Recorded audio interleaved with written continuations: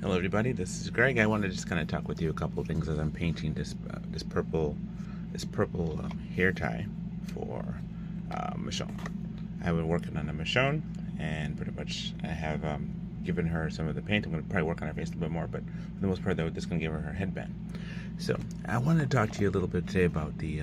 I just listened to the Andrew Tate and pretty much the Hodge twins. They're talking about the whole thing with race relations and black fatigue and stuff, you know.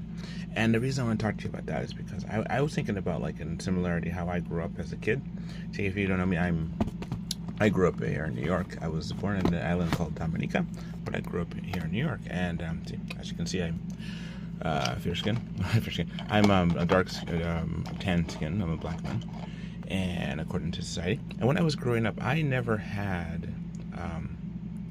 never knew that I was black until high school. I mentioned that a couple of times. I always thought, I could do certain things here and there, and we grew up into the Christian church. And I didn't know about that until they were emphasized in high school. And the high school I went to, I'm not going to say, but it was just one of those things where the students were the ones who told me and reminded me that I was, I guess, I don't know why, but maybe it was just kind of something where they wanted to keep me, like, mentally oppressed. I'll pause for a second.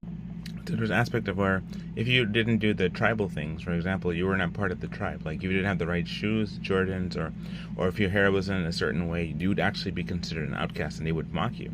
And I didn't know at the time. Just listening to Andrew Tate and Andrew Tate and the Hodge brothers, just for a little bit, having this dialogue about this thing about black fatigue. I learned something. I learned a little bit about how there's a tribal aspect. That's why when a person does crime, that black people tend to stand with the black person and all that, as opposed to taking the merit of the crime, So it was a tribal thing. They've been accepted to my tribe. Hold on. So when you're, like, accepted into the tribe of another person, it's like in a sense, you can do no wrong, and that makes tremendous sense. I learned so much. But he was saying that when it came to, like, the white people or white-skinned people, they had a thing where they had to learn how to work with people that they didn't get along with. They had a thing where you've been able to make and find the best person for the job in order to make the best boat or best thing to survive. Hold on.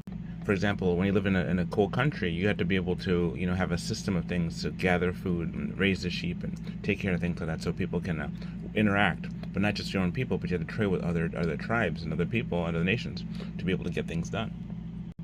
Now, he said something very, very tremendously, I guess, offensive to some, but, kind of eye-opening to others. He said that if you put, like, 1,000 white people in a room, they're going to come up with ideas and make things better. If you put 1,000 black people in a room, they're going to be fighting each other for no reason because of the way their hair color looks or stuff like that. And I was just like, oh my goodness. He said, 1,000 put people on the moon, put us together, and we end up fighting with each other. Hold on. It's true. We have to kind of work together. We have to work together and think differently.